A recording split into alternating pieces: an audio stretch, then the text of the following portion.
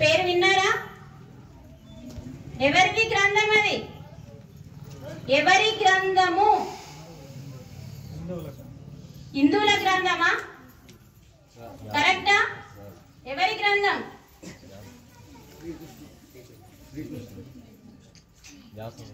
సరైన ఆన్సర్ కావాలి.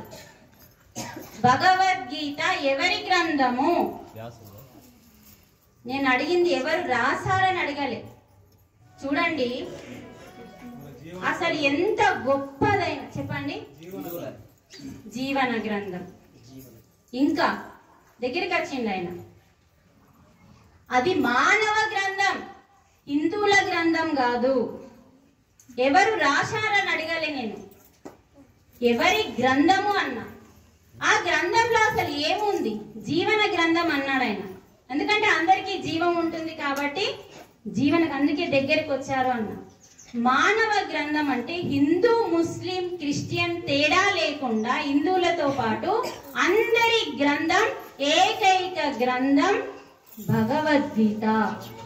భగవద్గీతని మనము హిందువులను అనుకుంటున్నాం, కానీ మరి అదే భగవద్గీత హిందీలో ఖురాన్ ఉంది. తేడా ఏమీ లేదు, ఎందుకంటే మేము 3 చదివినాం: భగవద్గీత, బైబిల్, ఖురాన్. ఇప్పుడు నీళ్లు కావాలండి నాకు, నేనేం అడుగుతా మిమ్మల్ని? మనం తెలుగు వాళ్ళం కాబట్టి మంచి నీళ్లు దయచేసి అందరూ ఇక్కడే ఉన్నారా?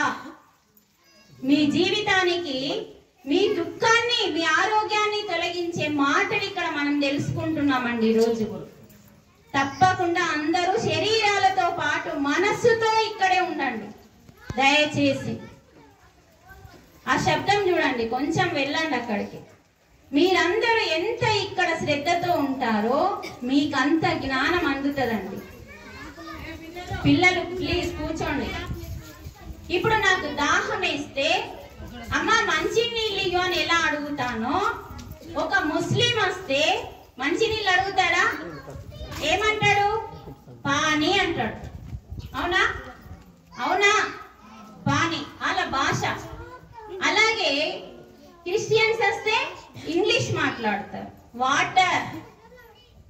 పదార్థం ఒకటే కదా, పదార్థం నీళ్ళే, పేర్లు వేరు. అలాగే వాళ్ళు బైబిల్ చదివినా, వీళ్ళు ఖురాన్ చదివినా, మనం భగవద్గీత చదివినా అర్థము అంతరార్థము ఒక్కటే.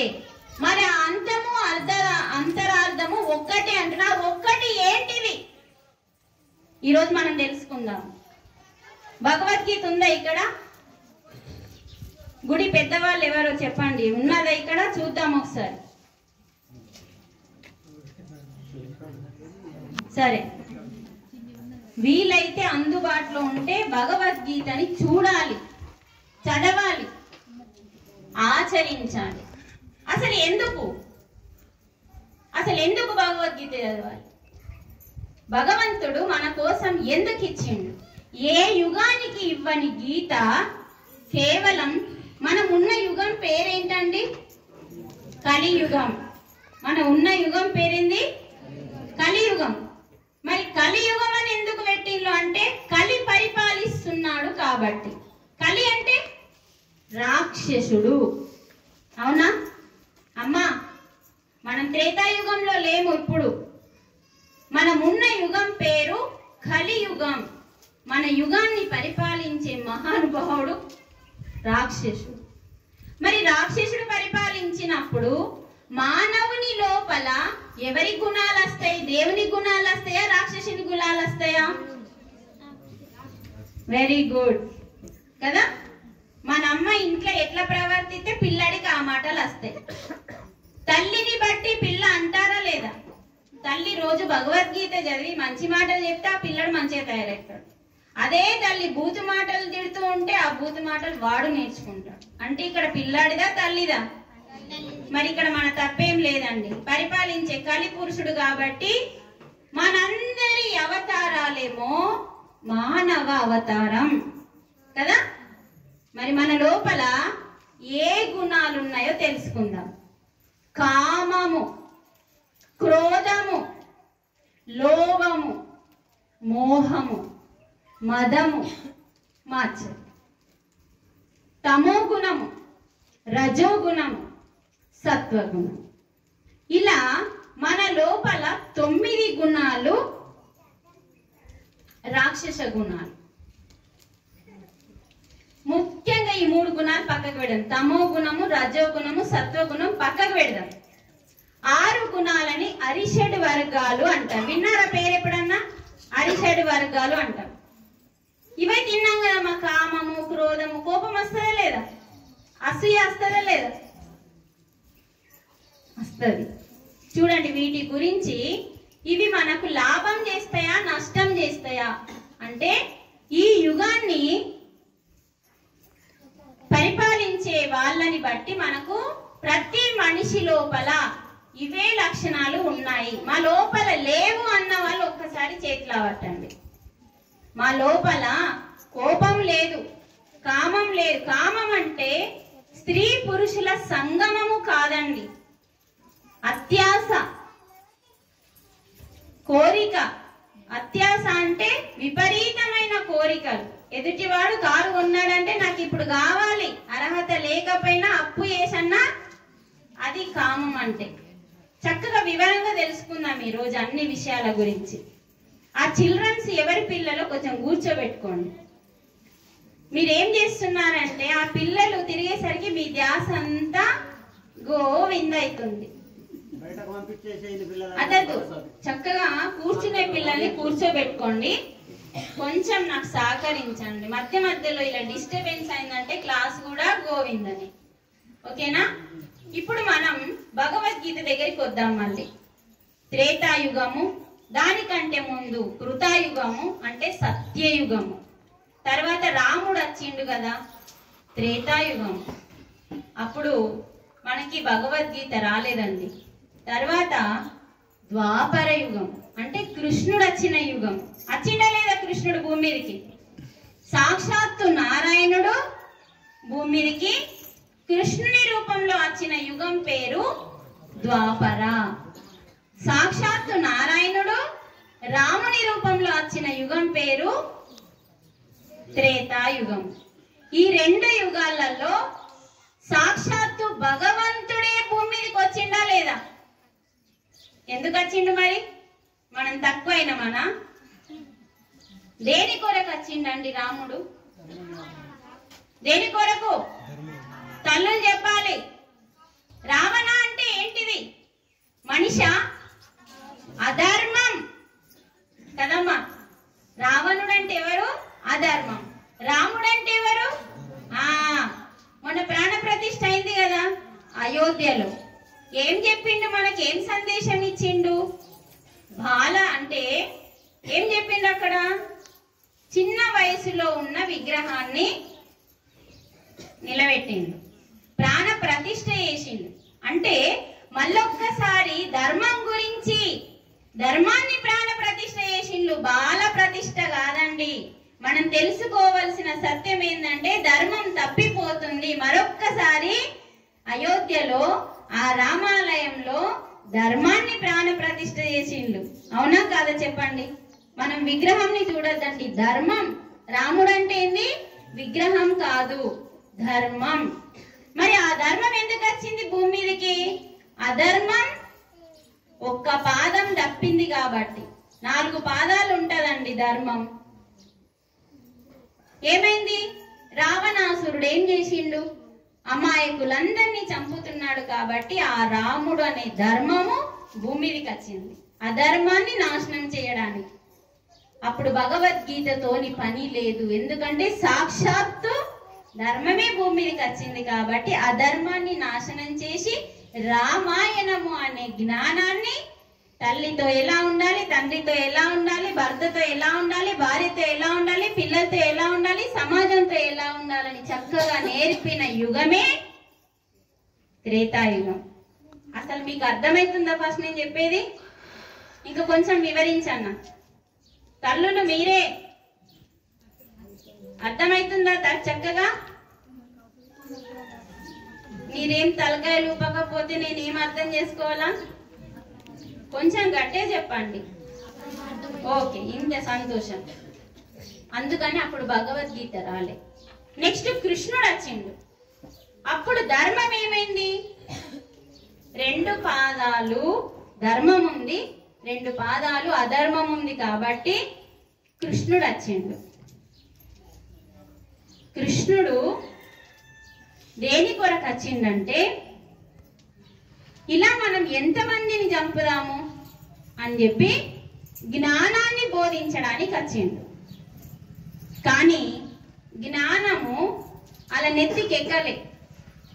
101 ఎవరికి? అధర్మానికి. ధర్మం అనే జ్ఞానం ఎక్కలే. అప్పుడు మనకి యుద్ధం జరిగింది. ఫస్ట్ జ్ఞానం చెప్పిండు, వినలే. విననప్పుడు ఏం చెప్పిండు? అర్జునుడు అడిగిండు, మనవాళ్ళు కదా, చెప్పాలి కదా, చంపద్దు కదా అన్నాడు.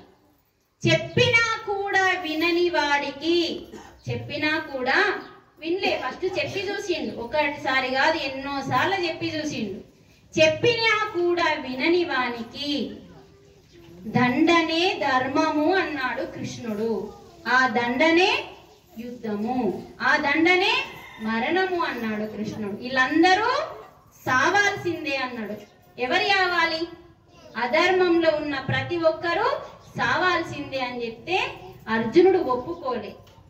మరి ఎందుకు ఒప్పుకోలేడంటే, ద్వాపర యుగం అంతమయ్యే టైంలో అర్జునుడు అర్జునునికి గొప్ప ధనుర్ధారి. అటువంటి గొప్పనికి అంతా తెలుసండి. మరి ఎందుకు జరిగింది వీళ్ళిద్దరి మధ్యలో అంటే, మానవ జన్మకి రాబోయే యుగము రోగాలతో, బాధలతో, కష్టాలతో, కన్నీళ్లతో పారుతుంది కలియుగము భూమి మీద అని చెప్పి వాళ్ళ కోసము జ్ఞానం అందించడానికి ద్వాపర యుగం అంతంలో శ్రీకృష్ణుడు అర్జునునికి బోధ చేసిందే భగవద్గీత. అర్జునుని కోసం కాదండి, అర్జునుని రూపంలో మానవ జన్మకి అందించిండు. ఇప్పుడు హిందువులకే దుఃఖం ఉందా అండి? చూడండి, మీ చూపెట్టిపోయింది. ఎంత శ్రద్ధతో పట్టుదలతో వింటేనే. తల్లి, మీరు పిల్లల్ని తోలుకొని ముందుకు రావడమే తప్పు. వెనకాల కూర్చోవాలి, వెనకాల వచ్చినప్పుడు డిస్టర్బ్ కావద్దు. ఇది ఎంత మన జీవితాన్ని మార్చే క్లాస్ అండి. ఇలా ఎన్నో ప్రోగ్రాంలు చేసుకుంటాము, కానీ మన రోగాన్ని పోగొట్టే ప్రోగ్రాం, మన దుఃఖాన్ని పోగొట్టే ప్రోగ్రాం మన దగ్గర ఉంది అని తెలుసుకోలేకపోతున్నాం మనం. ఇప్పుడు దుఃఖం హిందువులకే ఉందా, ముస్లింలకు ఉందా? భూమి మీద జన్మెత్తిన ప్రతి మానవుడికి ఉంది. అందుకనే భగవద్గీత మనిషి దుఃఖం ఎలా పోగొట్టుకోవాలో చెప్పే జ్ఞానం అంతా ఆ గీతలో ఉందండి. మీరు ఈ సత్యాన్ని తెలుసుకోలేక భగవద్గీతని ఆచరణ లేదు. ఫస్ట్ మన ఇంట్లో లేదు. పట్టు చీర ఉంటది, నగలుంటాయి, ఎన్ని బోళ్ళున్నా మళ్ళీ బోళ్ళు కొంటాం, ఎన్ని బట్టలున్నా మళ్ళీ బట్టలు కొంటాం, ఎన్ని వస్తువులున్నా మళ్ళీ వస్తువులు కొంటాం. కానీ నన్నుగా ఎదిగేలాగా ఏ గ్రంథం అన్న ఉందా? నన్ను భగవంతునికి దగ్గర చేసే గ్రంథం ఏదైనా ఉందా అని మిమ్మల్ని మీరు ప్రశ్నించుకుంటే ఒకే ఒక గ్రంథమే. ఏంటిది? భగవద్గీత. మరి ఏముంది భగవద్గీతలో? నీ కామం, నీ క్రోధం అనే అరిషడ్ వర్గాలని ఎంత వాడుకోవాలో అంతే వాడుకోవాలి. ఎక్కువైతే ఏం జరుగుతుందో ఆ భగవద్గీతలో ఉంది. ఒక్కసారి కామం దగ్గరికి వద్దాం. కామం అనగానే ప్రతి ఒక్కరికి ఏమొస్తుందంటే స్త్రీ మీద వ్యామోహం గుర్తొస్తుంది. అది కామములో బోడంత మాత్రమే. కానీ కామం అంటే ఏంటంటే ధనం కావాలి, వస్తువులు కావాలి, అది లగ్జరీ బతుకు కావాలి అనుకుంటాం. అంటే లగ్జరీ బతుకు ఉంటే ఆనందంగా ఉంటామని అన్నోళ్ళు చేతిలో పట్టండి, లగ్జరీ అంటే డబ్బు, కారు, ఏసీలు, బీరువాలు ఇవన్నీ ఉంటేనే మేము ఆనందంగా ఆరోగ్యంగా ఉంటాము అన్నోళ్ళు చేతులు పట్టండి. అసలు ఏముంటే మనం ఆరోగ్యంగా ఉంటాము, ఆనందంగా ఉంటామో చెప్పండి. ఏముంటే?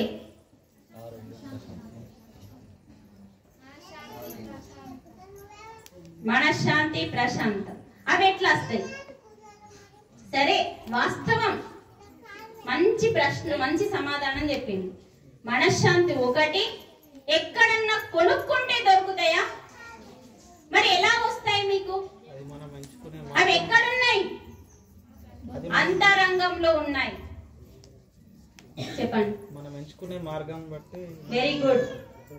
మన అంతరంగంలో ఉన్నాయి. మనస్సు ఎక్కడుంది? అంతరంగంలో ఉంది. నీ బుద్ధి ఎక్కడుంది? అంతరంగంలో ఉంది. నీ ఆత్మ ఎక్కడుంది? అంతరంగంలో ఉంది. నీ అహంకారం ఎక్కడుంది? అంతరంగంలో. ఈ 4 నీ మనస్సుకు సంబంధించినవి. అందుకనే ధ్యానం అంటే ఏంటిదంటే నీ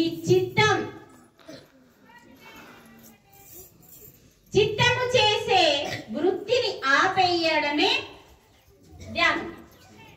చిత్తం అంటే ఏంటిది? మళ్ళా ఇప్పుడు చిత్తం అంటే ఏంటి చెప్పన్న తల్లి? మీ ఇంట్లో ఏదన్నా గొడవ జరిగింది, ఆ గొడవ పెద్దగైంది, 4 కూడా అనుకున్నారు. అది ఏమైంది? మెల్లగా చల్లబడ్డది, ఓళ్ళింట్లో కాలువేనా. ఆ జరిగిన సంఘటనని పదే పదే పదే రోజుల తరబడి, సంవత్సరాల తరబడి గుర్తు చేసేదే చిత్తము. చూడండి, నేను చచ్చిపోతే నన్ను తగలబెట్టే దాని పేరు చితి. అది ఒక్కటేసారి కాల్చేస్తుందండి శరీరాన్ని. దీనికి మంట పెట్టేస్తే ఒక్కసారికి నేను గాలిపోతా. కానీ చితి ఒక్కసారి కాల్చేస్తే చిత్తము నిరంతరము నిన్ను కాల్చేస్తుంది. ఆ చిత్తము నీకు అవసరమా? అవసరం లేదా? లేదు. కానీ మనం నిరంతరం దాంతోనే ఉంటున్నాము. అంటే నిరంతరం నువ్వేమైతున్నావు? కాలిపోతున్నావు నీ అంతరంగంలో.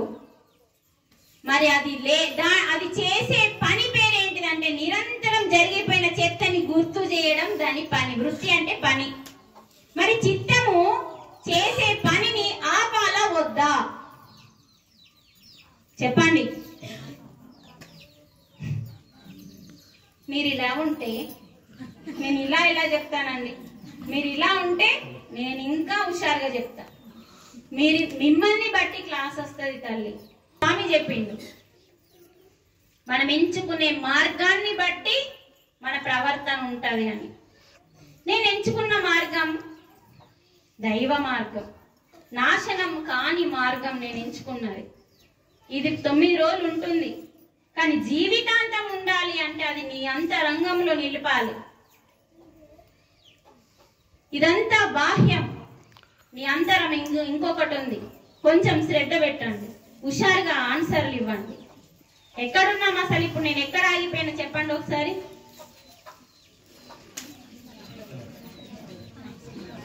అన్నా వచ్చింది గోవిందనా? చిత్తం దగ్గర ఆగిపోయినాం. ఇంకా కొంచెం ముందుకు రండి. ఎక్కడ ఆగినాం?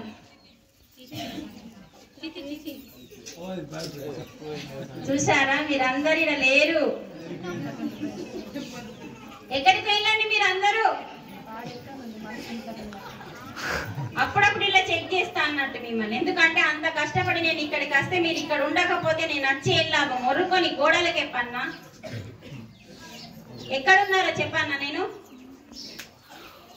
చితి చేసే వృత్తిని మనము నాశనం చెయ్యాలా వద్దా అని మిమ్మల్ని ప్రశ్నించిన. మీరు సమాధానం చెప్పలేరు కాబట్టి అక్కడికి వెళ్ళిపోయినాం. ఏం మాట్లాడలేరు కదా. చిత్తము చేసే వృత్తిని మనం నాశనం చెయ్యాలా వద్దా అని నేను మిమ్మల్ని ప్రశ్నిస్తున్నా. మీ దగ్గర నుంచి సమాధానం రావట్లేదు. అమ్మా, గతంలో జరిగిపోయిన దాని వల్ల లాభమా నష్టమా? మరి మనకు నష్టమే కావన్నా. మరి నష్టమే కావాలన్నప్పుడు ఈ 9 రోజులు నవరాత్రులు ఎందుకు తల్లి? నవరాత్రులు అంటే ఎంత అద్భుతం అండి. రాత్రి మేము పడుకోమండి. నవరాత్రులు 9 రోజులు ఎంత శక్తి ఉంటుందో ధ్యానం చేసే వాళ్ళకే తెలుస్తుంది. కేవలం అమ్మ దగ్గరికి వచ్చి దండం పెట్టి ఒక కోరిక అమ్మకి ముఖానికి ఇసిరేసినాం అనుకో, వాళ్ళకి ఏం తెలియదు. అమ్మని ఏం అడగకుండా నిరంతరం అమ్మని అంతరంగంలోనే ఉంది, ఆత్మ రూపంలో. ఆ ఆత్మ దగ్గరికి నేను ఎలా వెళ్ళాలి అమ్మ? ఈ 9 రోజుల శక్తిని నేను ఎలా తీసుకోవాలి? నీ దగ్గర ఉన్న శక్తి, నా దగ్గర ఉన్న శక్తి ఏకం ఎలా కావాలి అంటే రాత్రి పూట 9 రోజులు మనం అమ్మతో కనెక్ట్ అవ్వాలంటే ధ్యానంతో అవుతాం. మేము నిద్ర ముఖ్యం కాదు, నిద్ర కంటే గొప్పది ధ్యానం. అందుకనే మీరు గమనించండి అమ్మా, పొద్దు నిండా మన పనులు చేసుకోవాలి. ఎందుకంటే మన వృత్తి లేకుంటే మనం కడుపు నింపుకోలేం కాబట్టి వృత్తి ఫస్ట్, తర్వాత పూజ.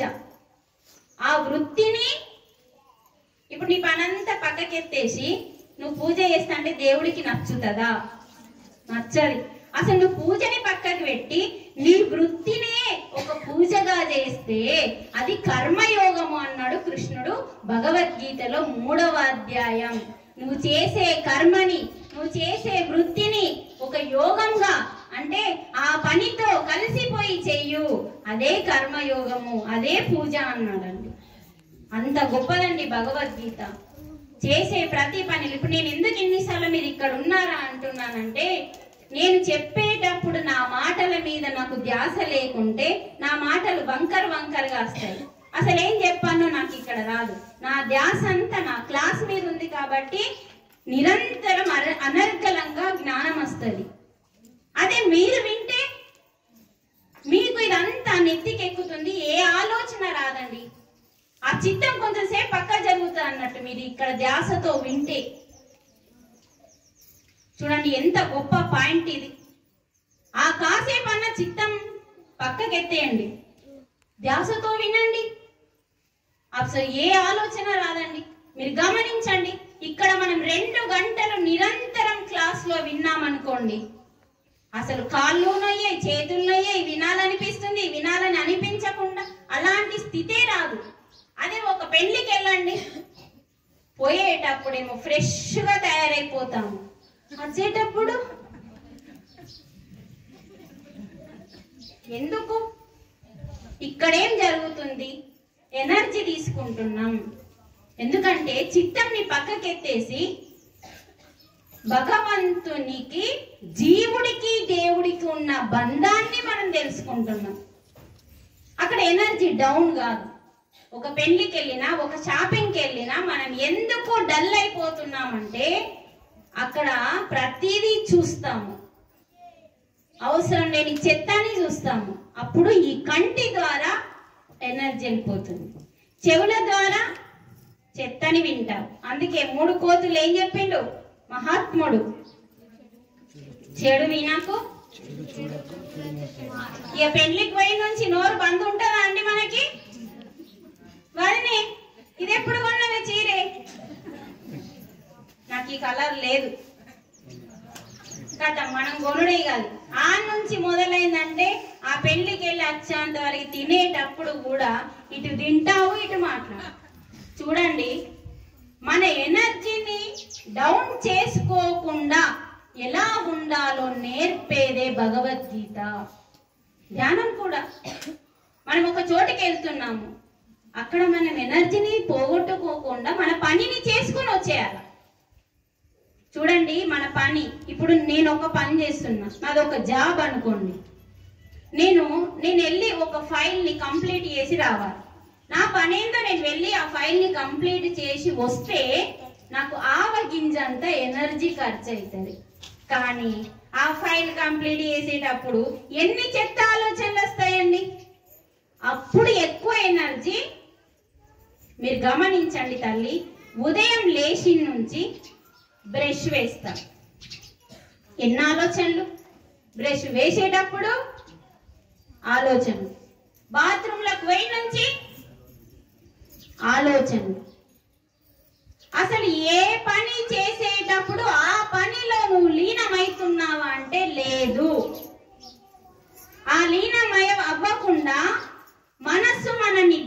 చేసేసి జరిగిపోయిన చెత్తనంతా జరగబోయేదాన్నంతా గుర్తు తెస్తుంది. అందుకనే రోజుకు మనం కొన్ని లక్షల ఆలోచనలు చేస్తున్నామండి. అందుకనే మన శరీరంలో ప్రాణశక్తి తగ్గిపోతుంది. అంతెందుకండి, మిమ్మల్ని ఇప్పుడు ఇక్కడ పూజలో కూర్చుండబెడదాం అనుకోండి, ఎవరినన్నా ఒక జంటని ఇక్కడ పూజలో కూర్చుండబెడతాం అనుకోండి, అటు పూజ చేసినట్టు చేస్తావు, ఇటు వాళ్ళు వచ్చిల్లని చూస్తావు, అవునా కాదా? మీ పక్కింటి వదిన వచ్చింది అనుకో, మా ఎదురింటి వదిన రాకపోయే అని గుర్తొస్తుంది. ఇటు పూజ అమ్మకు కావాల్సింది పుష్పమో పసుపో కుంకుమనో అగరబత్తో దీపమో కాదు, నీ స్వచ్ఛమైన మనస్సు. పంతుల్ని అడగండి, అమ్మా నీ మనసు ఎటు పోతుంది, మనసు పెట్టి పూజ అంటాడా లేదా పంతులు?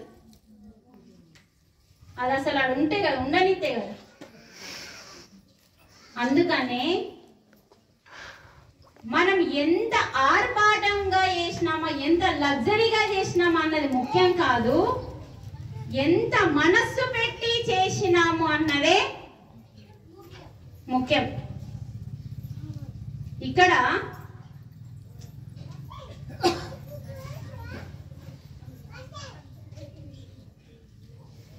అప్పుడు మనకి ద్వాపర యుగంలో కృష్ణుడు అర్జునికి బోధించిన బోధే భగవద్గీత. మరి ఈ యుగం కోసం అండి ప్రత్యేకంగా కలియుగం కోసం వచ్చిన గ్రంథమే మానవ గ్రంథం, మత గ్రంథం కాదు. ఒక్కసారి మంచిగా వినండి, అది హిందువుల గ్రంథము ఎప్పుడు అనకండి. అది మత గ్రంథం కాదు, మానవ గ్రంథం. ఎందుకంటే దుఃఖం ఎవరికైతే ఉందో తొలగించే ఏకైక గ్రంథమే భగవద్గీత. అదొక్క గ్రంథమే దుఃఖాన్ని తొలగించేది ఉందని, మిగతా గ్రంథాలన్నీ జ్ఞానాన్ని ఇచ్చే గ్రంథాలు.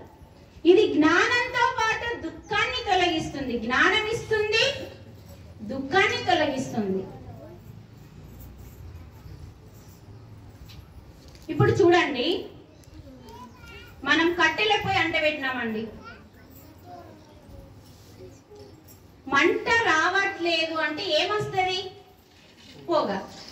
మరి పొగ వస్తుందంటే పొగ దేన్ని కప్పేసింది? మంటని. మరి కావాల్సింది పొగనా మంటనా? మనకు కావాల్సింది మంట. చూడండి, భగవద్గీతలో భగవంతుడు ఏం చెప్పిందంటే, నీకు కావాల్సింది అగ్ని అయితే నీకు పొగ వస్తుంది, ఈ పొగ అగ్నిని కప్పేసింది. అప్పుడు నువ్వు ఊదితే తప్ప, నీ ప్రమేయంతో నీ ఊదితే తప్ప ఆ పొగ పోయి మంట వస్తుంది. అలాగే మాయ చేత పిండము కప్పబడింది. ఈ కడుపులో, అమ్మ కడుపులో ప్రతి ఒక్కరికి మాయ ఉంటుంది, ప్రతి జీవికి మాయ ఉంటుంది. ఆ మాయ చేత ఏమైతుంది? పిండము కప్పబడి ఉంటుంది. అలాగే మన లోపలున్న జ్ఞానము అజ్ఞానం అనే దానితోని కప్పబడి ఉంది. మనలో అనంతమైన జ్ఞానం ఉందండి ప్రతి ఒక్కరి లోపల. అందుకే మానవ జన్మ గొప్పదన్నారు కదా. అన్ని జీవులకి జ్ఞానం ఉండదు, అంటే మూగ జీవులకి. ఏ మూగ జీవికి విచక్షణ జ్ఞానం అనేది పెట్టలేదండి దేవుడు. కేవలం మానవునికి ఏం పెట్టిండంటే ఆలోచించే శక్తి. ఏంటా ఆలోచన? ఏది మంచిది, ఏది చెడ్డది అని ఆలోచించే శక్తిని పెట్టిండు. కాబట్టి మానవ జన్మ గొప్పది. మరి ఎందుకు ఇది పెట్టిండు మానవునికి? ఎవరైనా ప్రశ్నించుకున్నారా?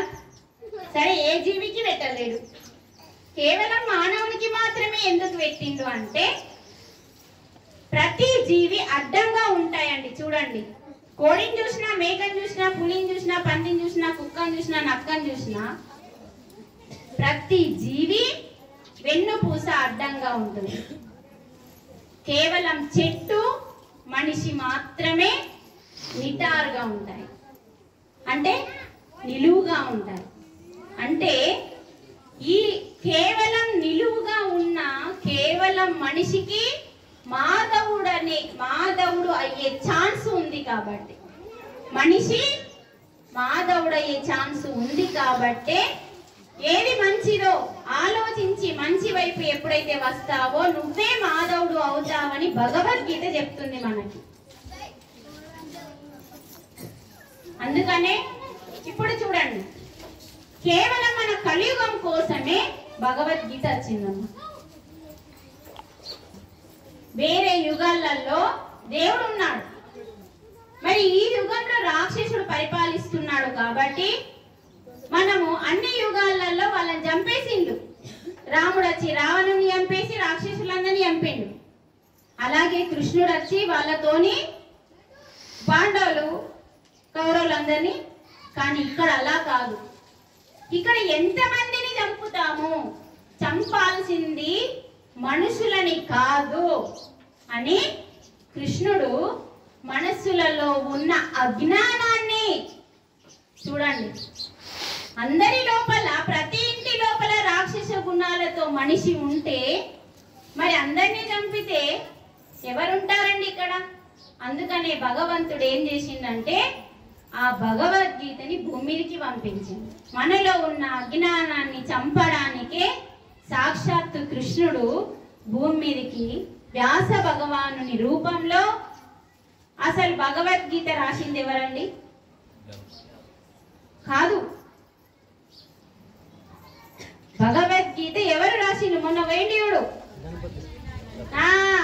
బుల్లి వినాయకుడు రాసిండు, కానీ రాపిచ్చింది మాత్రం వ్యాసుడు. దగ్గర ఉండి అరణ్యంలోకి వెళ్ళి చిన్న వినాయకుడు, బుల్లి వినాయకుడుగా ఉన్నప్పుడు భగవద్గీత రాసింది ఎవరు అంటే వినాయకుడు. మరి దేంతో రాసిండు? ఎందుకు దంతంతో రాసిండు? మరి అది కూడా తెలియాలి కదా. చూడండి, వినాయకుడికి ఏం పని అండి? ఏం చెప్తుంది? పెన్ను లేదట. ఏదన్నా నిద్రపోతుందేమని ఆమె నవ్విపిస్తున్నది చూడండి. అంటే ఆ కాలంలో పెన్ను లేదని చక్కటి జ్ఞానం ఇచ్చింది. చూడు, ఆ చిన్నదైనా సరే ఆ మాత్రమన్నా అప్పుడు పెన్నులు ఎక్కడ ఈతలి, నెమ్మది పించాలు. అక్కడ ఏం జరిగిందంటే భగవద్గీతని అందించకంటే ముందు వ్యాస భగవానుడు ఏడుస్తాడండి. నేను అన్ని నేర్పిన ద్వాపర యుగంలో ఒక్కళ్ళు కూడా బ్రతికి లేరు, అందరూ మరణించిండ్రు. ఏడుస్తుంటే నారదుడు వస్తాడు.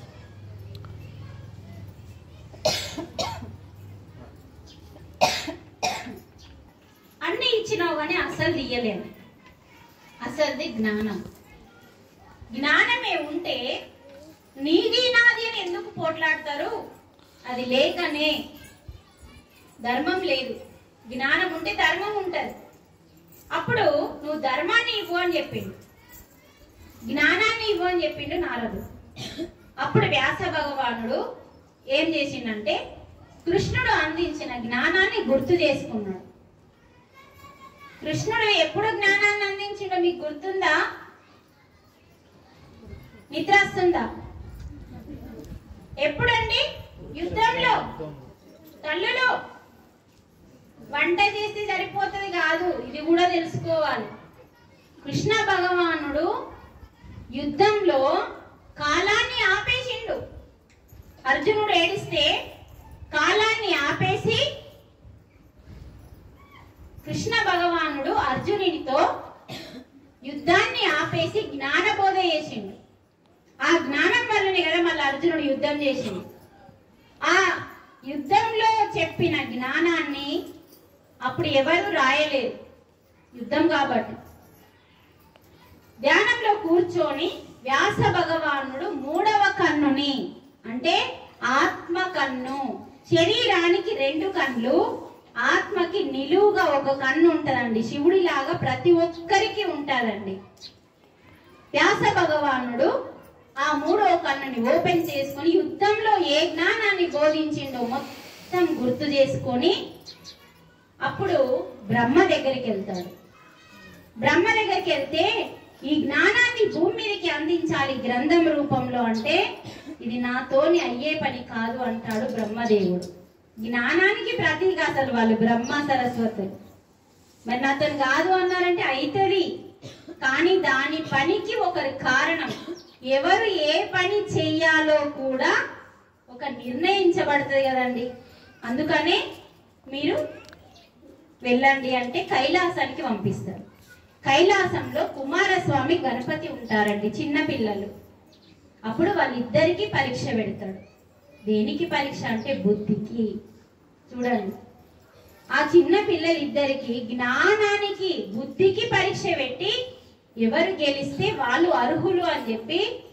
భగవద్గీత మామూలుగా భూమి మీదకి రాలేదు తల్లి. ఎన్ని అష్ట కష్టాలు పడితే భూమి మీదకి వచ్చిందండి, మన కోసం వచ్చిందండి. 3 యోగులు కష్టపడిందండి. ఆ పరీక్షలో ఆ వినాయకుడు గెలిచి అర్హత సంపాదించుకున్నాడు. ఎందుకంటే ఆయన దగ్గర బుద్ధి ఉంది. ఆ బుద్ధి కూడా ఎందుకుందో మళ్ళా దాన్ని వెనుకాల వెళ్ళాలండి. అంతుందండి ఆ వినాయకుడి స్టోరీ. వినాయకుడిని పెట్టుకొని ఆ పనికి మళ్ళా కెమికల్ విగ్రహాన్ని పెట్టడం కాదండి, మట్టి విగ్రహం ఎందుకు పెట్టమన్నారు తెలుసా? నువ్వు వేద మంత్రాలు చదువుతావు కదా, వేద మంత్రాలు ఏం చేస్తాయంటే ఆ మట్టి వినాయకుడి యొక్క మట్టి వేద మంత్రాలని తీసుకుంటుంది, కెమికల్ విగ్రహం తీసుకోదు. నువ్వు సోకేషే చూస్తున్నావు కానీ సంస్కృతి చూడట్లేదు. ఇంత చిన్న మట్టి వినాయకుడు చేసిన ఆ మట్టి ఏం చేస్తుందంటే మీరు చూడండి. ఈ మ్యాట్ ఎందుకు వేసిండ్రు? మనం మీరిందరు పూజ చేస్తారు కదా, మ్యాట్ లేకుండా చేస్తారా? కింద అంటే మన మ్యాట్ లేకుండా చేస్తామా అండి? ఎందుకు చేయం? భూమికి ఆకర్షణ శక్తి ఉంది అని చెప్పి ఆమె తీసుకుంటుంది అని చెప్పి మధ్యలో మ్యాట్ వేసుకుంటాం. అలాగే ఆ భూమితో ఆ మట్టితో చేసిన వినాయకుడు ఏం చేస్తాడంటే ఆ వేద మంత్రాల యొక్క శక్తిని తీసుకుంటది ఆ మట్టి విగ్రహం.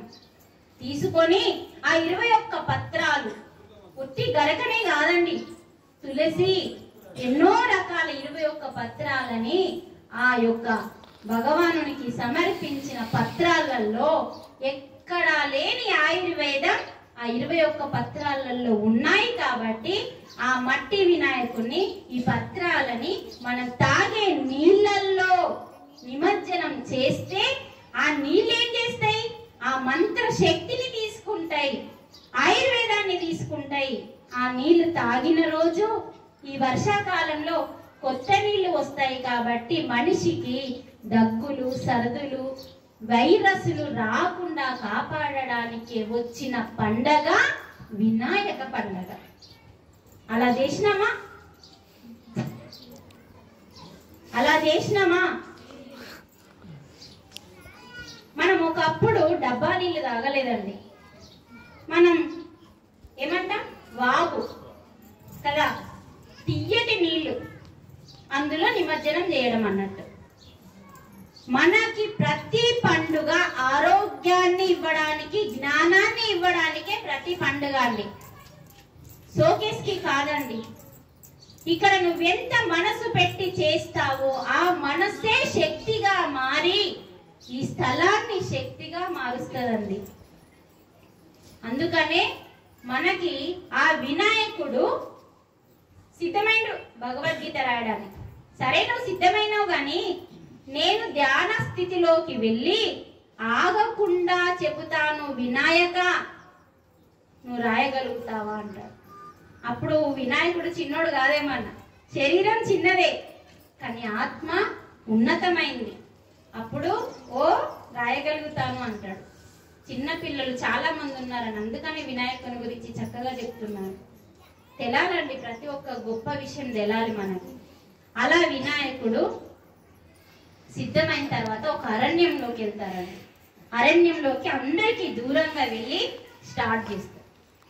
ఆగకుండా రాయాలి అన్నది గుర్తుంచుకొని రాస్తూ ఉంటే ఆ ఎలుక కూడా తనకి సహాయం చేసిందండి. ఎలా పిలుస్తాడో తెలుసా? ఎలుక మహానుభావ అంటాడు ఎలుకని. ప్రతి దేవుని దగ్గర ఏ జీవులు ఉంటాయండి? వాహనాలుగా ఎవరుంటారు? మనుషులా? మూగ జీవులు. మరి ఆ దేవుడు మనకి ఏం నేర్పుతున్నాడు? ఈమె దగ్గర ఎవరుంటారండి? మూగజీవి. అంటే ప్రతి మూగజీవిని మిత్రత్వంగా భావిస్తుండ్రు వాళ్ళు. అంటే స్నేహితులుగా భావించి వాళ్ళతో వీళ్ళు కలిసి ఉంటున్నారండి, ఒక్క మనం తప్ప. అందుకనే వాళ్ళు ఏం చెప్తున్నారు సందేశం అంటే, ప్రతి మూగజీవితో మిత్రత్వంతో ఉండండి. అసలు మూగజీవులు లేకుండా దేవుళ్ళే లేరు. ఎక్కడికి వెళ్ళాలన్నా మూగజీవి కావాలి వాళ్ళకి. మరి ఇప్పుడు శివుని దగ్గర ఏముంటదండి? నందంటే ఏంటిది? ఎద్దు. ఎద్దు అంటే ఏంది? పశువు. చెప్పండి ఒకసారి. పశువు. మరి ఆయన ఎవరు? పశుపతి. శివుడు ఎవరు? పశుపతి దగ్గర ఏముంది? పశువు. అందుకనే ప్రతి పశువులాగా ఉన్న మన అజ్ఞానము ఎప్పుడైతే ధ్యానం చేస్తామో, శివుడు ఏం చేస్తాడు? ప్రతి క్షణము కళ్ళు మూసుకొని ఉంటాడు. అంటే ఆ శివుని దగ్గర ఉన్న పశువులాగా ఉన్న మన అజ్ఞానము ఎప్పుడైతే మనం కూడా కళ్ళు మూసుకొని ధ్యానం చేస్తామో ఆ పశుపతి లాగా మారుతాము అని చెప్పుతున్న సందేశం శివుడు ఎక్కడ ఉంది మరి ఈ స్టోరీ అంటే గురుగీతలో. గురుగీత ఎవరికి చెప్పిండ్రు బోధ? శివుడు పార్వతికి చెప్పిండు, అర్ధనారీశ్వర తత్వానికి చెప్పిండండి. ఒక్క భగవద్గీతనే కాదండి, వందల గీతలు ఉన్నాయి. పశువుగా ఉన్నా అంటే పశువు అంటే అజ్ఞానము, పశుపతి అంటే జ్ఞానము. మన దగ్గర ఉంది జ్ఞానమా అజ్ఞానమా? అజ్ఞానంతో ఉన్న మనము ధ్యానం చేస్తే జ్ఞానిగా మారి పశువుగా ఉన్న మనం పశుపతిగా. చూడండి అంత జ్ఞానాన్ని ఇచ్చిండు. అలా వినాయకుడు సిద్ధమైన తర్వాత రాస్తూ ఉంటే నెమలి పించాలు విరిగిపోతాయండి, వెనుకబడిపోతున్నారు. అప్పుడు ఆలోచిస్తాడు, వెనుకబడిపోతే లోకానికి జ్ఞానం అందది అని చెప్పి వినాయకునికి ఒక మాట చెప్తాడు వ్యాసుడు. ఏ జ్ఞానాన్ని అయితే నీకు అందిస్తున్నానో నీ బుద్ధితో అర్థం చేసుకో. ఫస్ట్ టకాటక రాయకు, ఫస్ట్ నువ్వు అర్థం చేసుకొని విచక్షణతో ఎలా అర్థం చేసుకుంటావో చేసుకున్న తర్వాత నువ్వు లిఖించాలి. అంటే ఎంత పని అండి చూడండి. అక్కడ ఈయన చెప్పే లోపల అర్థం చేసుకోవాలి, అక్కడ రాయాలి అంటే ఆయనకి ఎంత కష్టమో చెప్పండి. మనం చూడండి ఒక స్కూల్కి వెళ్తాడు, బోర్డు మీద రాస్తే ముందు నెత్తికెక్కడి ఫస్ట్. అలాంటి స్థితిలో నువ్వు ఫస్ట్ నీ జ్ఞానాన్ని అర్థం చేసుకొని నీ జ్ఞానంతో ఆ గ్రంథాన్ని రాయు అని చెప్తాడు. వెనుకబడిపోతున్నప్పుడు ఒక్క నిమిషం కూడా ఆలోచించకుండా దంతాన్ని విరిశాడండి. మరి ఎందుకు అవసరమా ఆయనకి? వాళ్ళు దేవుళ్ళు కాబట్టి, మనందరి శ్రేయస్సు కోరుకునే వాళ్ళు కాబట్టి అందుకనే దంతాన్ని విరిసి భగవద్గీతని రాసిందంటే భగవద్గీత ఎంత గొప్పది. అలాంటి భగవద్గీత మన జీవితంలో లేదు అంటే మనం ఎక్కడున్నాము? అలాంటి భగవద్గీత నీ ఇంట్లో లేదు, నీ ఒంట్లో లేదు, నీ గుండెల్లో లేదు. భగవద్గీత ఉండాల్సింది ఇంట్లోనో గుడిలోనో కాదు, గుండెల్లో ఉండాలేదా? గుండె మనందరికి ఆ గుండెల్లో ఉంటే ఆ గుండెకి జబ్బు రాదు. ఎలా వస్తుందండి? రాకుండా ఏం చెప్పిండో అందులో చదవండి. ఏ ఒక్క రోగం రాకుండా తలనొప్పి నుండి క్యాన్సర్ వరకు తగ్గించుకునే యాంటీబయాటిక్ భగవద్గీత. యోగం అంటున్నాడు, 18 అధ్యాయాలు ఉన్నాయండి. అలాంటి భగవద్గీతని ఎంతో కష్టపడి 3 యోగులు మన లోకానికి, ఈ కలియుగానికి ప్రత్యేకత ఉందండి. ఈ కలియుగానికి ఎందుకంటే ఏ దేవుడు రాకుండా అందరి దేవుళ్ళ జ్ఞానాన్ని మనకి గ్రంథం రూపంలో అందించి ప్రతి ఇంట్లో ఉండాలన్న ఉద్దేశంతో భగవద్గీత ఎవరైతే చదివి ఆచరిస్తారో వాళ్ళ జీవితంలో పాపాలు ఉండవు, రోగాలు ఉండవు అని ఆ గీతలో చెప్పబడింది. అందుకనే పొగ ఎలా మంటని కప్పేస్తుందో మనలో ఉన్న అజ్ఞానము మన ఆత్మ జ్ఞానాన్ని కప్పేస్తుంది. కాబట్టి ఇలాంటి క్లాసులు ఒక్కసారి పెట్టుకుంటే సరిపోదండి. పదే పదే పదే పదే మనం రాత్రి పూట పెట్టుకుంటూనే ఉంటే కదా ఒక్కసారికి ఇది ఫ్రెష్ అవుతుందా అండి? ఇందులో ఎంతో చెప్తుంది. అలా భగవద్గీత మనకి భూమి మీదకి వచ్చింది కలియుగం కోసం. మళ్ళీ మళ్ళీ చెప్తున్నా, మరి కలియుగంలో ఉన్నోళ్ళు చదవాలి కదా. అయ్యో తల్లి మాకు చదువు రాకపాయే, మళ్ళీ ఇదో ప్రశ్న. ఇప్పుడు చదువు రాని వాళ్ళందరూ ఇలా ముచ్చెట్లు వినాల. చదువు వచ్చిన వాళ్ళందరూ 10 మంది, ఒక్క చదువు వచ్చిన అమ్మాయి ఉంటే చాలు 100 మందికి చెప్పగలుగుతారు. అలాంటి వాళ్ళని చదువు రాని వాళ్ళు పట్టాలి. చదివచ్చిన వాళ్ళు చక్కగా రాత్రి పూట 10 మందిని పోగేసుకొని రోజు ఒక శ్లోకం చెప్పాలి. ఇప్పుడు నేను ఒక శ్లోకం చెప్తాను. అహమాత్మా గుడాకేశ సర్వభూతాశయ స్థితః అహమాదించ మధ్యంచ భూతానమంత ఏవ చ. మళ్ళొకసారి. అహమాత్మా గుడాకేశ సర్వభూతాశయ స్థితః అహమాదించ మధ్యంచ భూతానమంత ఏవ చ. ఇది ఒక శ్లోకం. భగవద్గీతలో 18 అధ్యాయాలు 700 శ్లోకాలు ఉన్నాయి. అందులో నుంచి ఈ రోజు మనం ఒక్క శ్లోకం చదువుకున్నాం. మరి ఏమర్థమైంది మీకు? సంస్కృతం. అందుకని భగవద్గీతలో దాని కింద మళ్ళీ మనకు అర్థమయ్యే రీతిలో ఇచ్చిండా లేదా? ఇచ్చిండు. సంస్కృతం మనకు అర్థం కాదని అచ్చ తెలుగులో అక్కడ ఏమి ఇచ్చిండు మరి తాత్పర్యం అంటే, ఓ అర్జున అహమాత్మ గుడాకేశ. అహం అంటే నేను, ఆత్మని అన్నాడు కృష్ణుడు. నేను బొమ్మని అనలే, నేను విగ్రహము అనలే, నేను ఆత్మని. భగవద్గీత మొత్తం లెంకండి, ఎక్కడ నేను విగ్రహం అనలే. విగ్రహం ఎందుకు అంటే ఆదర్శం కోసం, స్ఫూర్తి కోసం. అమ్మవారిని ఎందుకు పెట్టుకున్నాం ఇక్కడ? మహిషాసుర మర్దిని. ఎవరిని చంపింది? మహిషాసుర మర్దిని. మీ లోపల కూడా ఉన్నాడు. ఆ మీ లోపల ఉన్న మహిషాసుర మర్దిని మదించాలి అని చెప్పడానికి అమ్మవారిని. ఎందుకంటే ఆదర్శం కోసం అమ్మవారు, అమ్మవారిని స్ఫూర్తి కోసం.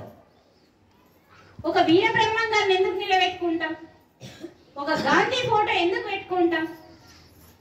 గాంధీ మహాత్ముడు అహింసా మార్గాన్ని ఇచ్చాడని, స్వాతంత్రాన్ని ఇచ్చాడని ప్రతి పిల్లవాడికి తెలాలని ఆదర్శం కోసం వీధి వీధిలో పెట్టుకుంటున్నాం. పూజించడం కోసం కాదు. ఆచరించడం ఇంపార్టెంటా, పూజించడం ఇంపార్టెంటా? పూజిస్తే మన వస్తుందా? నీకు గౌరవం ఉండడమే ఒక పెద్ద పూజ. అవునా కాదు చెప్పండి? మీకే గౌరవం లేదు, విగ్రహం పెట్టుకున్నారు, పూలమాలేసింది. గౌరవం అంటే ఏంటిది? ఆయనని గౌరవించి ఆయన చెప్పిన మాటలని ఆచరించడమే నిజమైన పూజ అండి. ఆచరణ లేని ఎందుకండి అది పెట్టుకొని? అందుకనే మనం ఇక్కడ పసుపు కుంకుమేసి పూజ చేస్తున్నాం. కానీ ఇదే శాశ్వతం అనుకోవద్దు. అమ్మ ఏం చేసింది? మహిషాసుర మర్దిని చేసింది. ఆ మర్దిని నీ లోపల కూడా జరపాలని. అందుకనే అహమాత్మ అంటే కృష్ణుడు ఏం చెప్తుండు? ఓ అర్జున నేను ఆత్మని అంటున్నాడు. మళ్ళీ ఇంకేమంటుండు?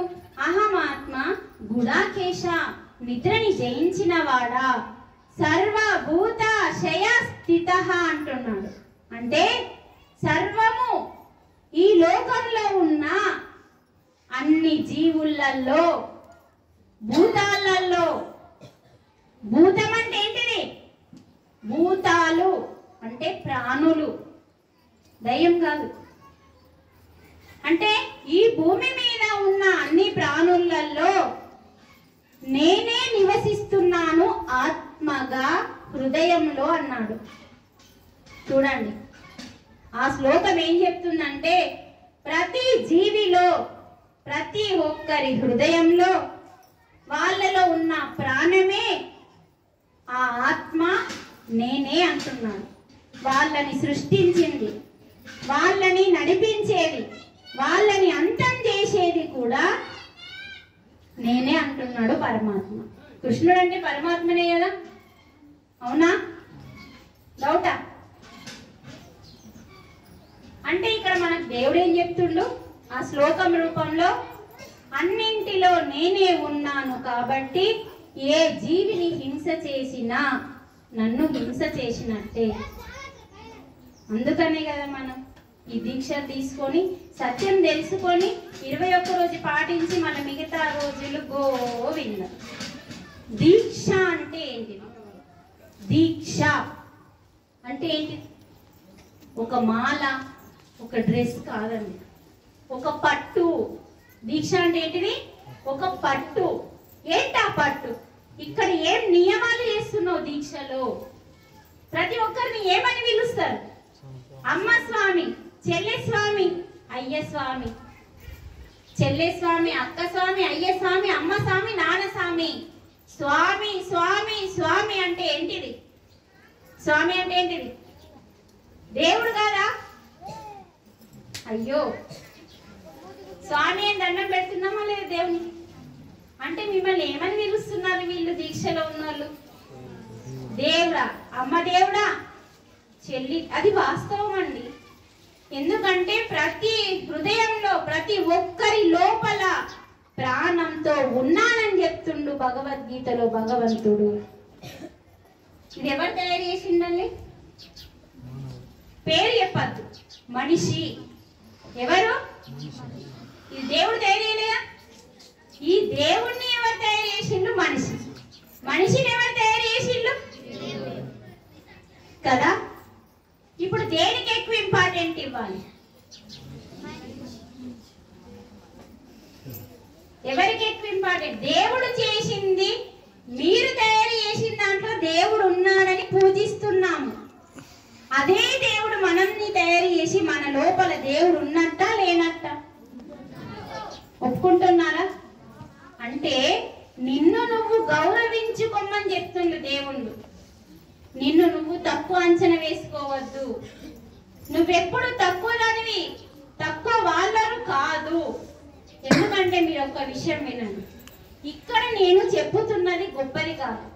మీరందరూ ఇక్కడ లేకపోతే నేను ఎవరికి చెప్తా? ఇప్పుడు ఇక్కడ చెప్పే వాళ్ళకంటే వినే వాళ్ళది గొప్పతనం. అందుకని ఇక్కడ గొప్ప ఎక్కువ తక్కువ అన్నది లేదండి. ఎవరి స్థితిని బట్టి వాళ్ళు ఉంటారండి. ఒకరికి ఆ పని వస్తుంది, ఆ పని నాకు రాదండి. నాకు వచ్చిన పని ఈ మేడంకి రాదు. ఈ మేడం టీచర్, నేను టీచర్ని కాదు. కానీ నేను భగవద్గీత టీచర్ని, యోగా టీచర్ని, మెడిటేషన్ టీచర్ని.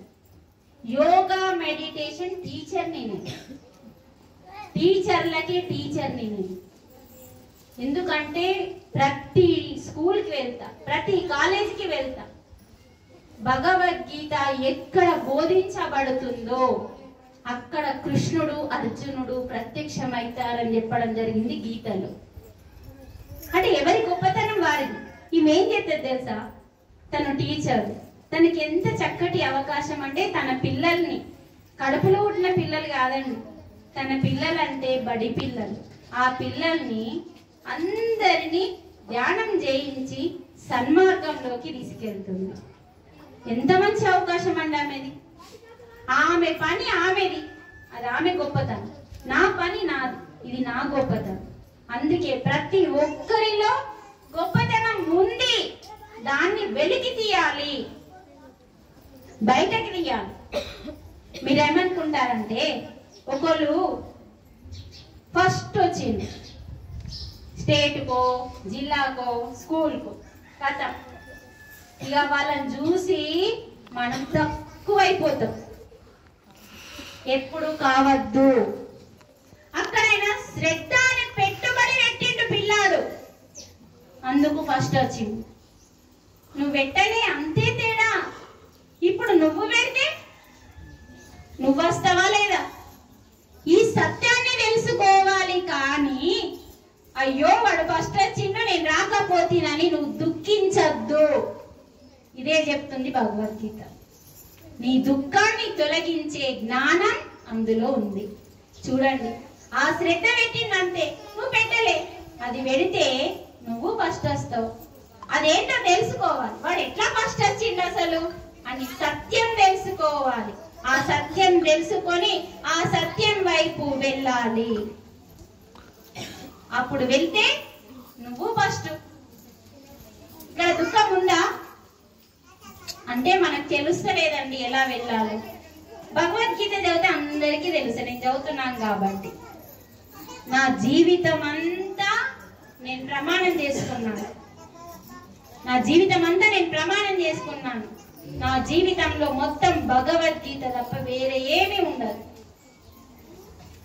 ఎందుకంటే నా రోగాలను తగ్గించి నన్ను ఒక మామూలు ఇంటి ఇల్లాలిని ఏ స్థితిలోకి తీసుకెళ్ళింది భగవద్గీత చెప్పండి. కొన్ని జిల్లాలకి, కొన్ని గ్రామాలకి 100-150 గ్రామాలు తిరుగుతున్నా నేను.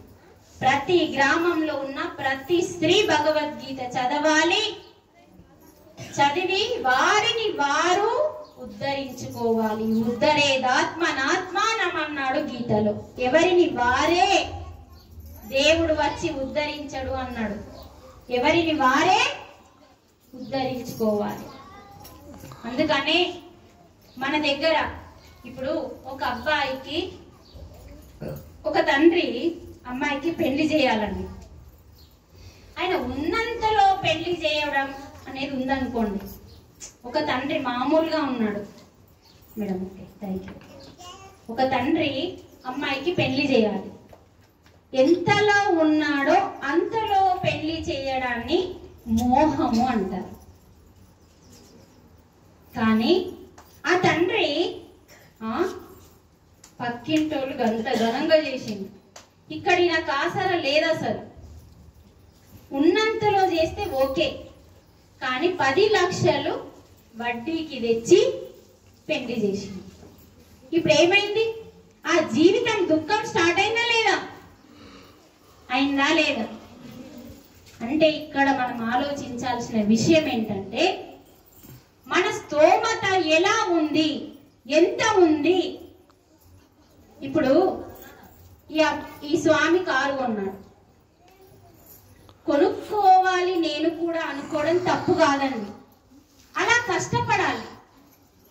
కష్టపడాలంటే వాళ్ళు అధర్మంగా సంపాదించడం కాదండి. ఈయన కారు కొనుక్కున్నాడు, నేను కొనుక్కోవాలని అనుకుంటున్నాను కాబట్టి ఎక్కువ కష్టపడతాను. కానీ అధర్మంగా కాకుండా ధర్మంగా కష్టపడి సంపాదించుకుంటాను అనడం తప్పు కాదు.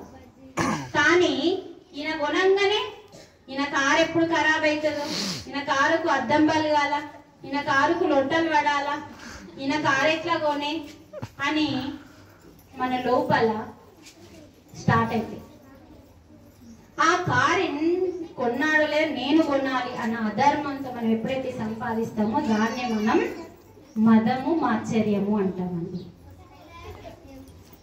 పగ. ఇప్పుడు చూడండి, మనం డబ్బు సంపాదిస్తున్నాం.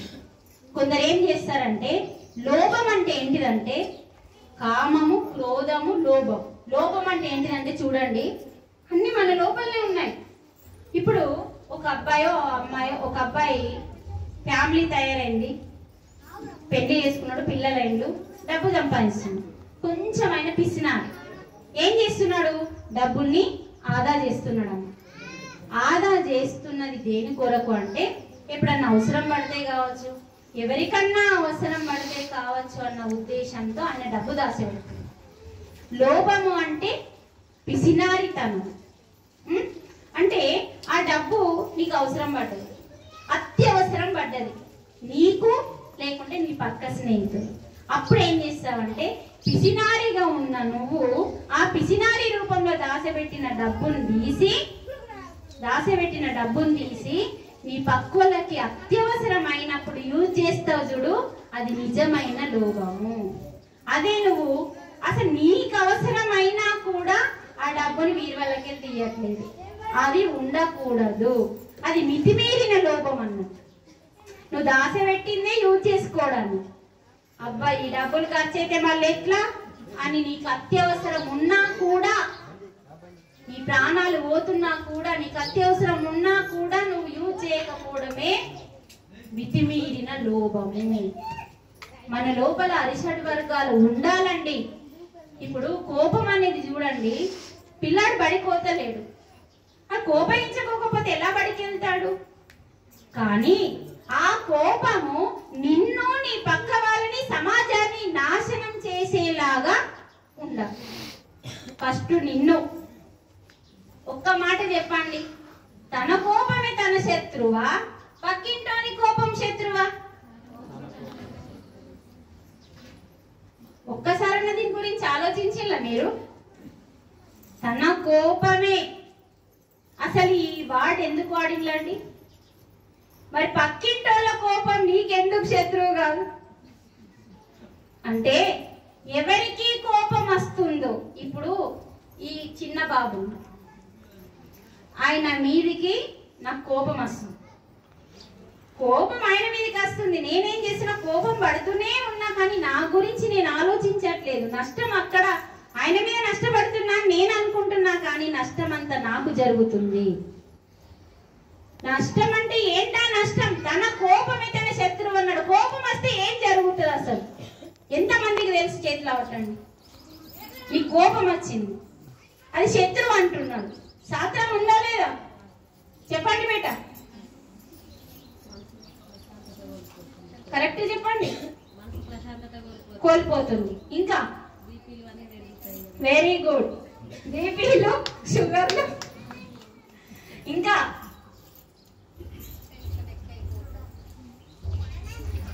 నీ శ్వాస,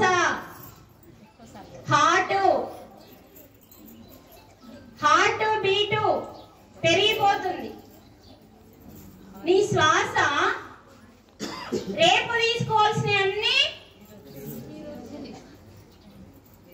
మనం ఏ రోజుకు ఆ రోజు సంపాదించిన ప్రతి రూపాయిలో 10 రూపాయలు ఖర్చు పెట్టి 10 రూపాయలు దాసపెట్టి 90 రూపాయలు మనం ఖర్చు పెట్టినాం అనుకోండి, దుబారా అంటారు దాన్ని. 50 ఖర్చు పెట్టి 50 దాసి పెట్టినాం అనుకోండి, కొంచెం బెటర్ అంట. అంటే ఎలా మనము డబ్బుని కొంచెం దాచిపెట్టి కొంచెం ఖర్చు పెడుతున్నామో, అలాగే మన శ్వాసని కూడా మనం పొదుపు వాడాలి. అప్పుడే మనము 120 సంవత్సరాలు, కలియుగంలో బతకాల్సిన సంవత్సరాలు 120 అండి.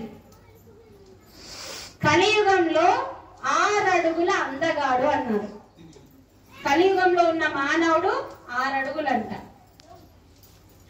ఆ అందగాడు 120 సంవత్సరాలు బతకాలని శాస్త్రం చెప్తుంది. మనమేం 60 ఏళ్ళే బతుకుతున్నాం. 60 ఏళ్ళకి పుట్టుకు. ఎందుకు పుట్టుకు? తన కోపమే. నీ శ్వాసని నువ్వేం చేసినావంటే 10 రూపాయలు దాసపెట్టి 90 రూపాయలు ఖర్చు పెట్టినట్టుగా కోపం వచ్చినప్పుడల్లా నువ్వు శ్వాసని ఖర్చు పెట్టినావు. అప్పుడు ఆయుష్ దగ్గరికి వస్తుంది. అందుకనే తన శాంతము తనకు రక్ష అన్నారు. శాంతముగా నువ్వు ఉంటే, ఇప్పుడు ఆ మేడం అన్నట్టు నీ శ్వాస స్లోగా ఉంటుంది, ఇలా స్లోగా. కోపం వచ్చినప్పుడు ఉన్నదంతా ఎక్కడుంది? నీ దగ్గరనే కదా. భగవంతుడు అన్నీ నీకు ఇచ్చేసిండు. కాలమే నిర్ణయిస్తుంది నువ్వు చేసింది ఏ కర్మ. పుణ్యకర్మ చేసినావా? ఇది ఎవరు చూస్తారు మరి? ఇప్పుడు ఒక మేడం ఉంది, ఒక సార్ ఉన్నారు. ఒక మేడం ఏమో పుణ్యకర్మ చేసింది, ఒక సార్ ఏమో పాపకర్మ చేసింది. ఇంకొకరు ఈ పుణ్యకర్మ చేయలే, పాపకర్మ చేయలే, ఏమీ ఆశించకుండా సేవ చేసింది. ఇప్పుడు ఈ మూడింటిని చూసేది ఎవరు? ఎవరు? సృష్టి. సృష్టిలో ఇప్పుడు మన ప్రభుత్వం పేరు ఏంటండి? మన ప్రభుత్వం ఎవరిప్పుడు? కాంగ్రెస్. ఇప్పుడు ఆ ప్రభుత్వం అన్ని కేసీఆర్. ఇప్పుడు అతను సీసీ కెమెరాలు పెట్టిందా లేదా? పెట్టిందా లేదా? ప్రభుత్వము ఎక్కడంటే అక్కడ సీసీ కెమెరాలు పెట్టిందా లేదా? ఆఫీసులలో, స్కూళ్ళల్లో, కాలేజీలలో. ఎందుకు సీసీ కెమెరాలు పెట్టింది? ఎందుకు పెట్టింది? ఎక్కడ ఏం జరుగుతుందో అక్కడికి వెళ్ళాలి. ఇక్కడ జరుగుతుంది ఎక్కడ ఉన్న ప్రభుత్వానికి ఎలా తెలుస్తుందో, ఎక్కడో ఉన్న భగవంతునికి, అంతటా ఉన్నాడు భగవంతుడు, ఎక్కడో లేడు. అంతటా ఉన్న భగవంతుడికి నువ్వు చేస్తున్న పని ఎందుకు తెలుస్తుందా? తెలియదా? మరి మనకి సీసీ కెమెరాలు ఉన్నాయండి. ఫస్ట్ సీసీ కెమెరా సూర్య భగవానుడు. ప్రత్యక్ష భగవంతుడు ఎవరండి? ప్రాణంతో ఉన్న భగవానుడు, ప్రాణంతో ప్రాణం పోస్తున్న భగవానుడు. ఈ సృష్టికి ప్రాణం పోస్తుంది సూర్య భగవానుడు, సూర్య నారాయణుడు. సూర్యుడు ఎవరండి? సాక్షాత్తు విష్ణుమూర్తి. సూర్య నారాయణ అంటున్నామండి. సూర్యుడే రాకపోతే పంట వండుతుందా? అసలు ఒక్క జీవి కూడా భూమి మీద బతికి ఉండదు. ఈ సృష్టికి ప్రాణం పోసేది సూర్యనారాయణ. ఆయన మొదటి సీసీ కెమెరా. నువ్వేం చేస్తున్నావో చూస్తున్నాడు. అలా మనకి రామాయణంలో, రామాయణం రాసింది ఎవరండి? మళ్ళీ వాల్మీకి. Very good. చూడండి, మీకు అన్నీ తెలుసు, కాకపోతే కొంచెం మర్చిపోయారు అంతే. ఇలాంటి క్లాసులు వింటే మర్చిపోయిందని మెల్లి మెల్లి గుర్తొస్తాయి. ఇప్పుడు ఆ వాల్మీకి రామాయణంలో ఏం చెప్పిందంటే సీత ఏడుస్తుంది. ఇది ఒక్కటి చెప్పి నేను క్లోజ్ చేస్తా. సీత ఏడుస్తుంది. ఎందుకు ఏడుస్తున్నావమ్మా అంటే, రాముడు నిందించాడా? కాదు, ఆయన ధర్మాత్ముడు. ఆయన నిందించాడని నన్ను పంపించాడని కాదు, నన్ను సాకలైనా కదా, సాకలైనా నన్ను ఎందుకు ఈ మాట అన్నాడు అని బాధపడుతుంది. అప్పుడు వ్యాసుడు ధ్యానంలో కూర్చుంటాడండి. ప్రతి మహానుభావుడు ధ్యానమే చేసిండండి. ధ్యానంలో కూర్చొని మూడో కన్నుతో అమ్మ నిందలు పడింది అంటే అమ్మ ఎవరిని నిందించింది అని తెలుసుకోవడానికి వాల్మీకి ధ్యానంలోకి వెళ్ళింది. అప్పుడు అడవిలో ఉన్నప్పుడు సీత ఎవరిని నిందించిందండి? Very good. ఎవరిని? లక్ష్మణుణ్ణి. రాముడు అరుస్తున్నట్టుగా రాక్షసుడు అరుస్తాడు. సీత కంగారు పడి లక్ష్మణుని వెళ్ళమంటుంది. రాముడు గొప్పవాడమ్మా, ఏం కాదు అంటాడు. ఏమీ కాదు, ఇదంతా మాయ అని చెప్తే వినదు సీత. అప్పుడు మళ్ళీ వెళ్ళమంటుంది. నేను వెళ్ళను తల్లి అని పాదాలు చూస్తూ చెప్తాడు. అమ్మకి ఎప్పుడు ముఖం చూడడు, పాదాలే చూస్తాడు లక్ష్మణుడు, అంత గొప్పోడు. సరే ఈయన వెళ్ళట్లేదు అని చెప్పి ఒక మాట అంటది. నువ్వు నా మీద మనసు పడ్డట్టున్నావు, రాముడికి ఏమన్నా అయితే అది నీ తరం కాదు అని నిందిస్తాడు. నువ్వు నన్ను పొందాలనుకుంటున్నావని నిందిస్తాడు. చూడండి, అప్పుడు లక్ష్మణుని గుండె ముక్కలైపోతుంది ఆ మాటతో. అందుకే మాట మీద ధ్యాస మనకి రావాలి. మాట మీద ధ్యాస ఎట్లా వస్తుందండి? శ్వాస మీద ధ్యాస పెడితే మాట మీద ధ్యాస వస్తుంది. అప్పుడు వాల్మీకి ధ్యానంలోకి వెళ్ళి లేచి, తల్లి ఈ నింద ఎందుకు వచ్చిందంటే, అలనాడు నువ్వు లక్ష్మణుని అన్నావు, అది తిరిగి నీ జీవితంలోకి వచ్చింది. ఇప్పుడు సీతకే తప్పలేదు, మరి మనకు తప్పుతుందా? అందుకని నోటికి ఏం చేయాలా? 2 తలుపులు ఇచ్చిండు నోరుకి. ఈ పెదాలు లిఫ్టిక్ కోసం కాదు. పెదాలంటే ఏంటి అండి? డోర్స్. తలుపులు, అవసరమైతే మాట్లాడు, అత్యవసరమైతే ఎక్కువ మాట్లాడు. ఇప్పుడు ఇది అత్యవసరం మీ అందరికి, అందుకే నేను ఎక్కువ మాట్లాడుతున్నా, మీరు అందరు తలుపులు వేసేసి. అందుకని చూడండి, చెవులకి ఎక్కడన్నా తలుపులు ఉన్నాయా? నోరు ఒక్కటే, చెవులు ఎందుకండి? తక్కువ మాట్లాడు. ఆ తక్కువ మాట్లాడినాక తలుపులేదు, కానీ ఎక్కువ విను. కానీ ఇటు విడిసేయటమని చెప్పాలి, ఎక్కువ వినమను. ఎవరైతే ఎక్కువ వింటారో, తక్కువ మాట్లాడతారో వాళ్ళు అభివృద్ధి చెందుతారు, ప్రగతి అని చెప్పి. అప్పుడు మాట మీద ధ్యాస లేదు తల్లి ఆ టైంలో అని చెప్పి ఆమెకి అదొచ్చింది. అక్కడ మరి ఈ సీతన్న మాట ఎవరు తీసుకెళ్ళిందంటే 18 మహాసాక్షులని ఉంటారండి, రామాయణంలో చెప్తాడు మనకు. వాళ్ళని 18 మహాసాక్షులు అంటే మన ప్రభుత్వం ఎలా ఆఫీసులలో, స్కూళ్ళల్లో సీసీ కెమెరాలు పెట్టిందో, ఆ సృష్టిని నడిపించే సృష్టికర్త అంటే ఈ సృష్టికి ఒకే ఒక భగవంతుడు అండి.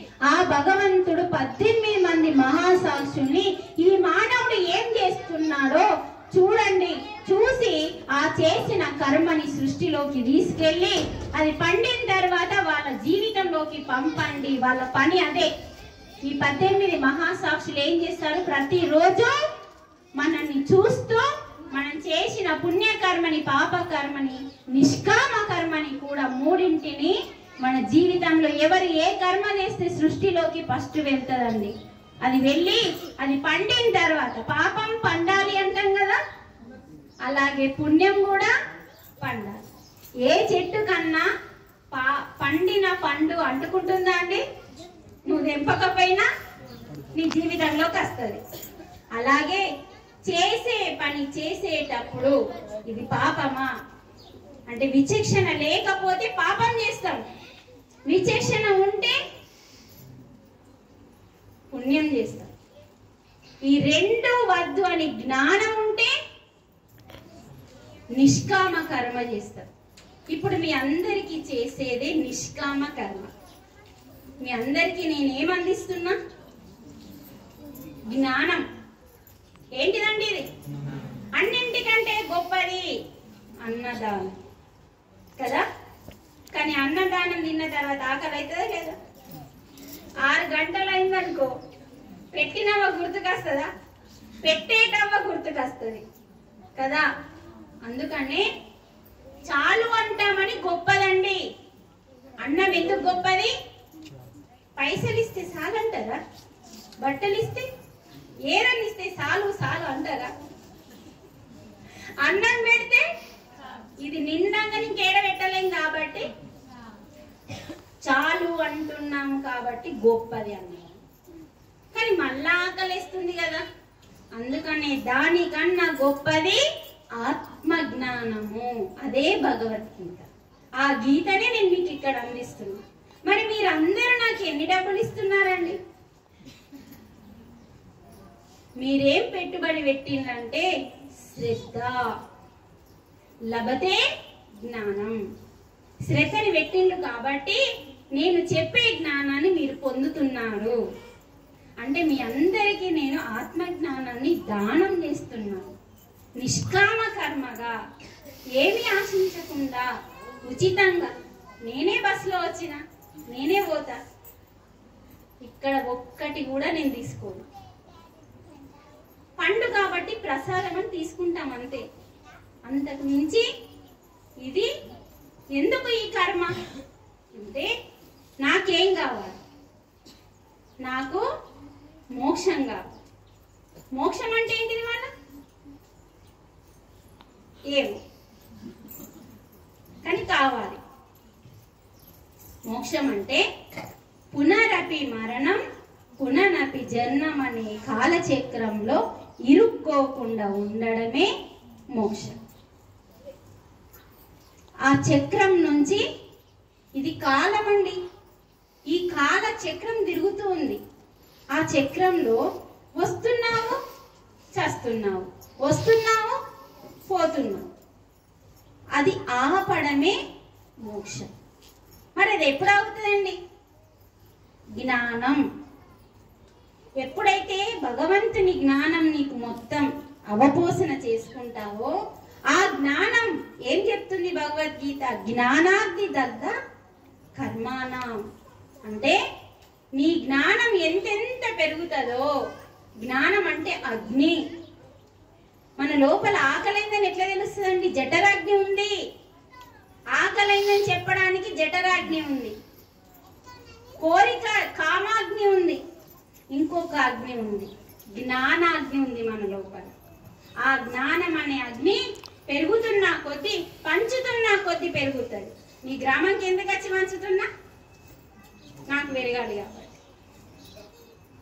ఉచితంగా పంచితేనే పెరుగుతుంది. నేను వస్తా 10,000 ఇల్లు, 1,00,000 ఇల్లు అంటే పెరగదు. అది అమ్ముకుంటున్నాను. అందుకనే జ్ఞానం అనే అగ్ని పెరుగుతున్న కొద్దీ మనం చేసిన, గతంలో చేసిన పాపాలన్నీ అందులో పడి బూడిదైపోతాయి. జ్ఞానాగ్ని దగ్ధ కర్మాణం అంది గీత. నీ జ్ఞానం ఎంతెంత పెరుగుతుందో, ప్రాపంచిక చెత్త కాదండి. జీవుడెవరు, దేవుడెవరు, వీళ్ళిద్దరు వేరా, వీళ్ళిద్దరు ఒకటేనా అని తెలుసుకోవడమే జ్ఞానం. అందుకని ఇప్పుడు మేడం ఒక 5 నిమిషాలు మాట్లాడుతుంది. తర్వాత మీతో ఒక 10 నిమిషాలు ధ్యానం చేపించి మేము వెళ్ళిపోతాం. ఓకేనా?